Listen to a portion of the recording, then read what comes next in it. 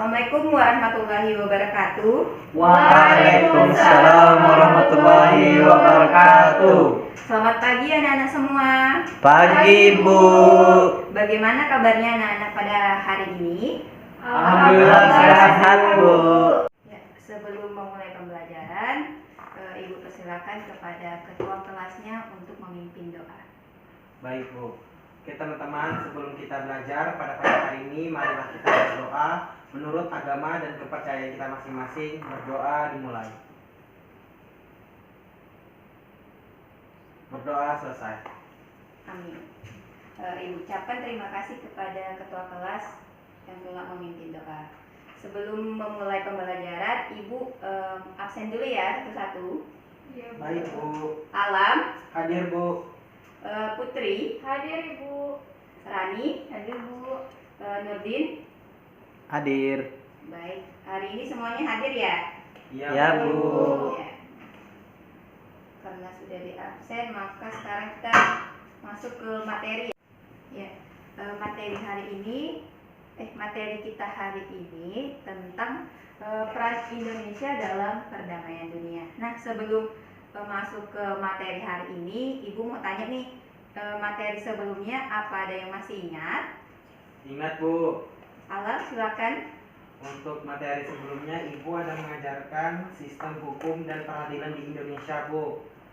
Yang dimana saya ingat bahwasanya makna dari hukum dan peradilan di Indonesia adalah peraturan atau adat yang secara resmi dianggap mengikat yang kurikulumkan oleh penguasa atau pemerintah, Bu. Ya, baik, terima kasih kepada Alam yang masih mengingat materi minggu lalu. Ya, anak-anak yang lain, apa ada yang ingat selain Alam tentang materi minggu lalu? Bu, Ya, Rani silakan. tentang hukum. Yang hukum adalah undang-undang, peraturan, dan sebagainya guna mengatur pergaulan hidup di masyarakat, Bu. Ya, terima kasih, Rani masih mengingat materi minggu lalu. Selanjutnya, apa masih ada lagi yang ingat? Saya, Bu. Iya, silakan Putri. Jadi materi yang saya ingat itu ada karakteristik hukum, keberlakuan yang bersifat memaksa, menjadikan setiap orang langsung maupun tidak langsung tidak terlepas dari hukum itu sendiri. Iya, terima kasih kepada anak-anak Ibu yang masih mengingat materi minggu lalu. Nah, adapun materi kita pada hari ini yaitu peran Indonesia dalam menciptakan perdamaian dunia melalui organisasi internasional. Oke. Sebelum masuk ke materi, Ibu akan bacakan kompetensi dasarnya terlebih dahulu, yaitu 4.4 mendemonstrasikan hasil analisis tentang peran Indonesia dalam perdamaian dunia sesuai Undang-Undang Dasar Negara Republik Indonesia tahun 1945. Nah, adapun indikator yang akan kita bahas yaitu yang pertama, menganalisis hasil evaluasi tentang peran Indonesia dalam perdamaian dunia sesuai Undang-Undang Dasar Negara Republik Indonesia tahun 1945. Dan yang kedua itu ialah mendemonstrasikan hasil analisis tentang peran Indonesia dalam perdamaian dunia sesuai dengan Undang-Undang Dasar Negara Republik Indonesia tahun 1945. Selanjutnya Ibu akan tujuan pembelajaran. Nah, tujuan pembelajaran ini yang pertama, setelah mengamati video atau film atau gambar, peserta didik dapat menganalisis tentang peran Indonesia dalam perdamaian dunia sesuai dengan Undang-Undang Dasar Negara Republik Indonesia tahun 1945. Nah, tujuan yang kedua itu ialah setelah mengamati video atau film atau gambar, peserta didik dapat mendemonstrasikan tentang peran Indonesia dalam perdamaian dunia sesuai dengan Undang-Undang Dasar Negara Republik Indonesia tahun 1945. Ya, sebelum masuk ke materi, Ibu akan memberikan tayangan video. Indonesia itu selalu konsisten bahwa kita tidak ingin melihat satu negara secara konsisten terus melanggar.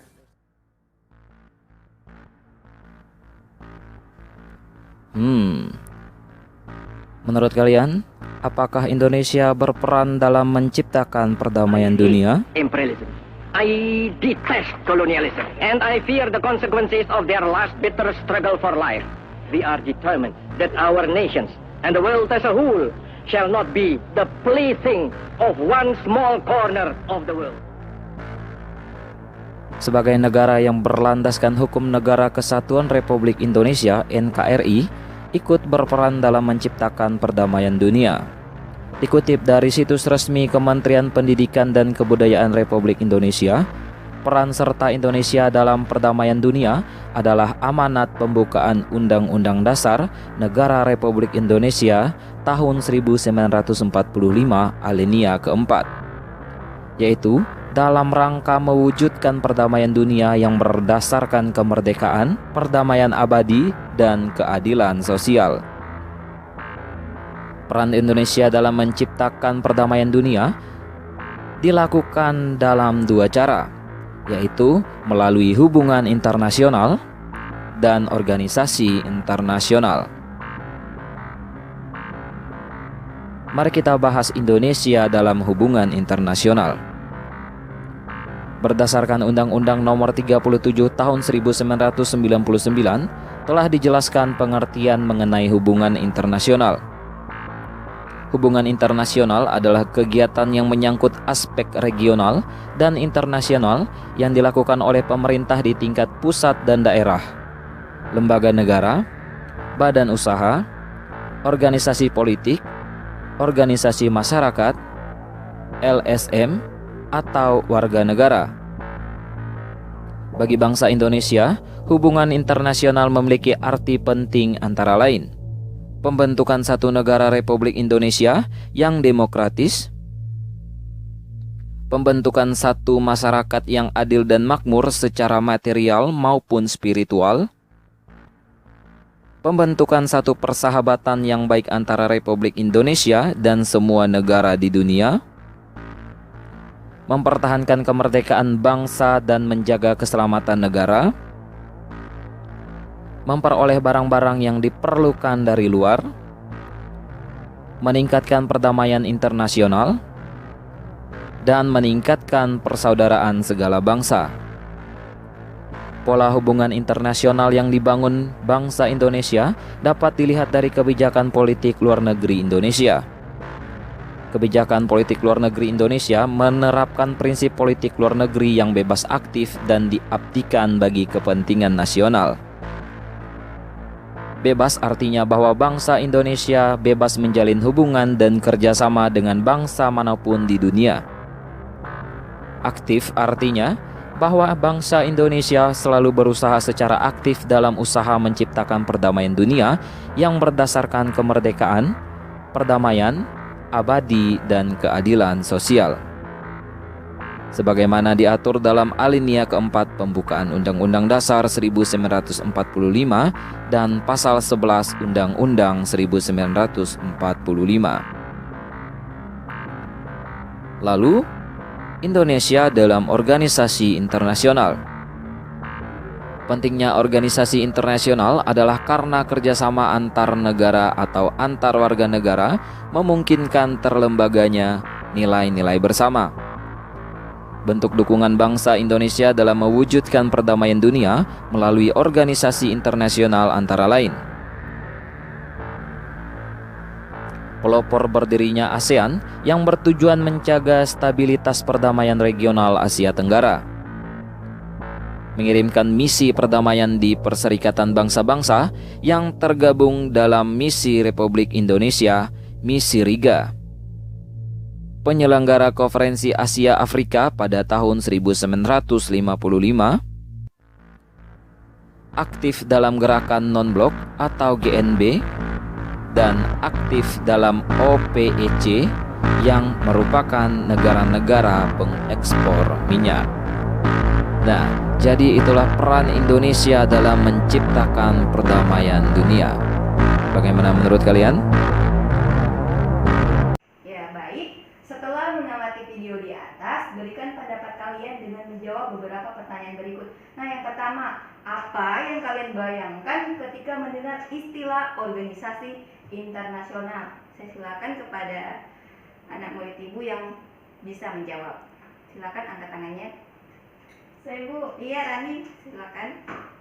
Jadi, suatu organisasi yang dibuat oleh anggota masyarakat internasional secara sukarela atau atas dasar kesamaan yang bertujuan untuk menciptakan perdamaian dunia, Bu, dalam tata hubungan internasional.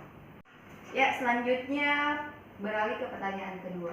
Bagaimana keterlibatan bangsa Indonesia dalam organisasi internasional? Nah, yang bisa menjawab, silakan. Saya Bu Alam. Ya, silakan Alam.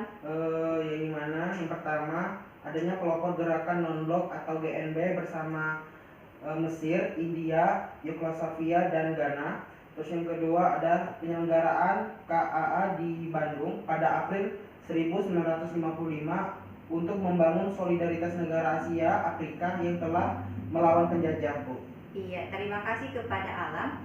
Betul yang dikatakan Alam bahwa Indonesia banyak terlibat mewujudkan perdamaian dunia. Contohnya nih, kelompok gerakan non-blok atau GNB.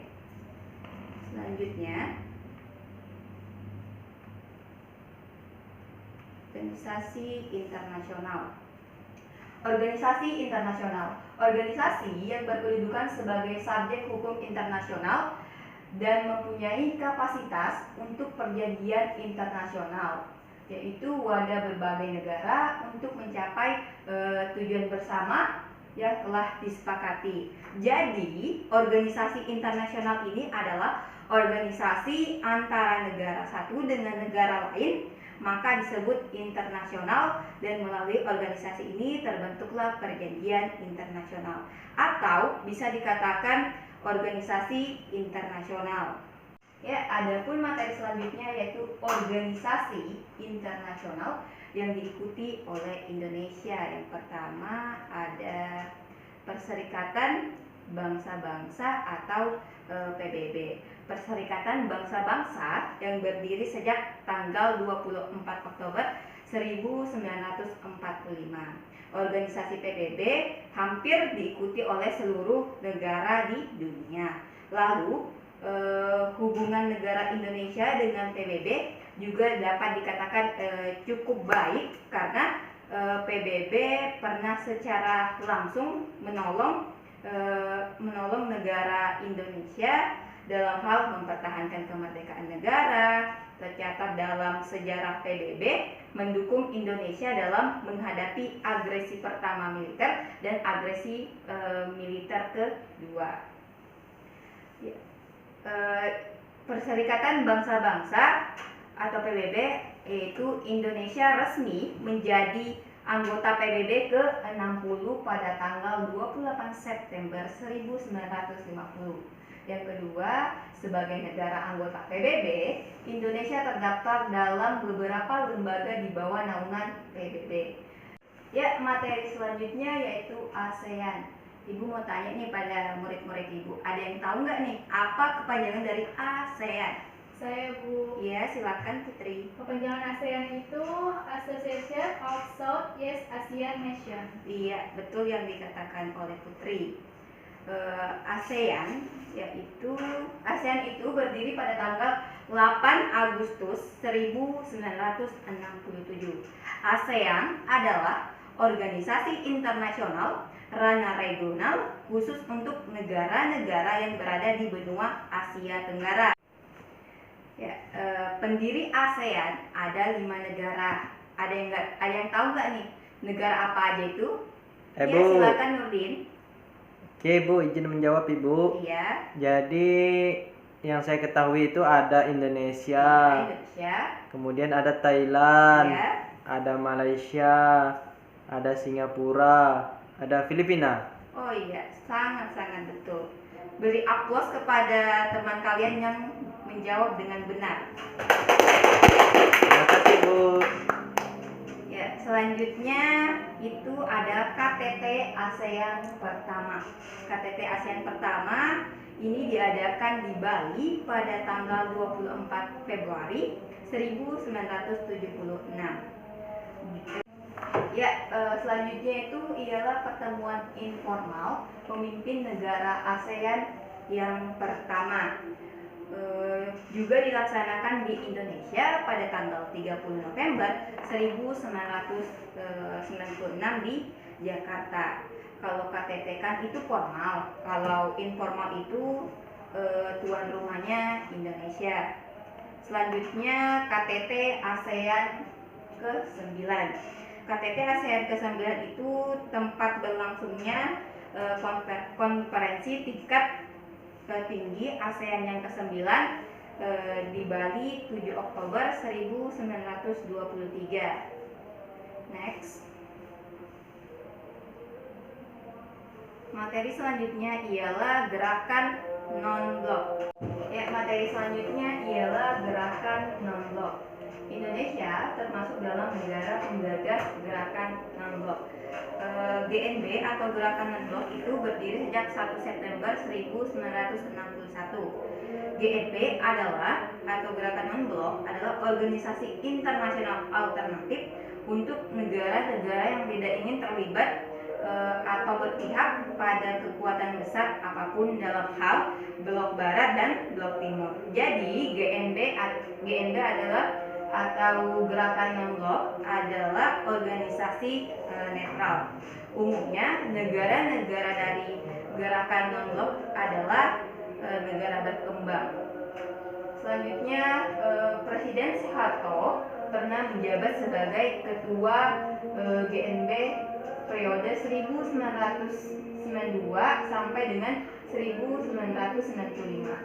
Yang peran ketiga yaitu Indonesia juga senantiasa memegang teguh prinsip dan aspirasi gerakan non-blok. Yang terakhir, Indonesia dipercaya menyelesaikan berbagai konflik regional. Selanjutnya, baik. Itulah tadi penjelasan dari materi Ibu. Ibu persilakan kepada peserta didik jika ada materi yang belum dipahami. Tidak ada, Bu. Oke, berarti paham semua sudah ya? Ya, Bu. Alhamdulillah. Ya, baiklah, karena semua sudah paham, maka Ibu akan memberikan LKPD atau lembar kerja peserta didik tentang materi yang telah kita pelajari. Ini Ibu bagikan LKPD-nya, silahkan dilihat ya. Nah, adapun tugas dari LKPD itu ialah kalian identifikasi mengenai organisasi internasional lainnya yang diikuti oleh Indonesia dan analisis peran Indonesia dalam organisasi tersebut, terutama yang berkaitan dengan upaya untuk menciptakan perdamaian dunia. Tuliskan hasil identifikasi dari kelompok kalian dan analisislah dalam tabel, lalu dipresentasikan. Ibu akan membagi kelompok 2 kelompok secara acak ya. Kelompok pertama yaitu Rani dengan Putri. Kelompok kedua yaitu Alam dengan Nurdin. Karena kelompok sudah terbentuk, silakan kalian mendiskusikan tugas yang telah Ibu berikan bersama dengan anggota kelompoknya. Masing-masing Ibu berikan waktu 10 menit. Ya, baiklah, karena waktu telah mencapai 10 menit, Ibu persilakan kepada kelompok 1 untuk mempresentasikan hasil tugas yang telah Ibu berikan. Silakan. Baik, saya Bu. Iya. Saya Putri, perwakilan dari kelompok 1, ingin membacakan hasil diskusi kami. Jadi nama organisasi nasionalnya yang pertama Perserikatan Bangsa-Bangsa atau PBB atau Nation. Indonesia menjadi anggota PBB pada tahun 1950, tepatnya tanggal 28 September. Salah satu peran Indonesia dalam organisasi ini adalah di mana dengan menjadi 10 besar kontributor pasukan pemeliharaan perdamaian PBB dari 124 negara penyumbang pasukan untuk perdamaian dunia. Yang kedua ada Association of Southeast Asian Nations atau disingkat dengan ASEAN dalam bahasa Indonesia, berarti atau Penghimpunan Bangsa-Bangsa Asia Tenggara. Peran Indonesia dalam organisasi ini selain aktif menjadi anggota hingga saat ini adalah dengan menjadi salah satu pelopor ketika ASEAN berdiri pada 8 Agustus di Bangkok, Thailand. Itu saja, Bu. Ya.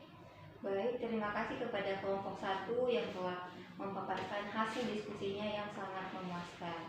Ibu persilakan kepada kelompok 2 untuk mempresentasikan hasil diskusinya. Baik Bu, saya dari kelompok 2 yang beranggotakan saya sama Nurdin.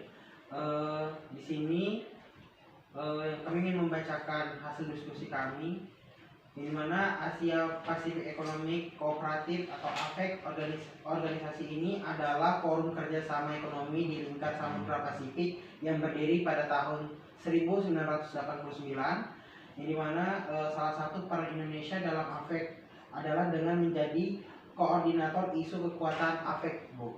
Terus yang kedua, Organisasi Kerjasama Islam atau OKI. Organisasi ini berdiri pada 25 September 1969. Indonesia ini merupakan salah satu negara pendiri organisasi ini. Dan Indonesia juga peran aktif di OKI yang menonjol adalah pada tahun 1993. Indonesia menerima mandat sebagai ketua Konitu Oxid. Itu, Bu. Iya, baik. Terima kasih kepada kelompok 2 yang telah mempresentasikan hasil diskusinya yang sangat memuaskan. Semoga di pertemuan berikutnya kelompok yang maju bisa menampilkan yang lebih baik dari kelompok hari ini. Setelah mengamati materi yang Ibu jelaskan dan hasil presentasi dari kalian, Ibu minta kesimpulan nih dari kalian. Apa sih yang kalian dapatkan setelah mempelajari materi pada pagi hari ini? Ada yang bisa menyimpulkan? Saya, Bu. Iya, silakan Rani. Jadi dari pelajaran yang telah kita pelajari hari ini, saya dapat menyimpulkan bahwa hubungan dan kerjasama antara bangsa itu bisa muncul karena tidak meratanya bagian kekayaan alam dan perkembangan industri di seluruh dunia, Bu. Sehingga terjadi saling ketergantungan antara bangsa dan negara yang berbeda. Dan karena hubungan dan kerjasama ini terjadi terus-menerus, tentu sangatlah penting untuk memelihara dan mengaturnya, sehingga bermanfaat dalam pengaturan khususnya tumbuh rasa persahabatan dan saling pengertian antara bangsa dan di dunia. Iya, betul yang dikatakan oleh Rani bahwa hubungan dan kerjasama antara bangsa sangatlah penting untuk memelihara dan mengatur persahabatan antara bangsa dan antara bangsa dunia. Baiklah, karena waktu juga telah menunjukkan pukul 9 dan jam Ibu juga sudah habis, maka Ibu akan menutup pembelajaran pada hari ini. Nah, sebelum Ibu tutup, Ibu kasih saran nih kepada kalian untuk selalu menjaga kesehatan dengan menerapkan protokol yang telah ditetapkan oleh petugas kesehatan agar kita dapat berjumpa kembali di pertemuan berikutnya. Baiklah, wabillahi taufiq wal hidayah. Wassalamualaikum warahmatullahi wabarakatuh. Waalaikumsalam warahmatullahi wabarakatuh.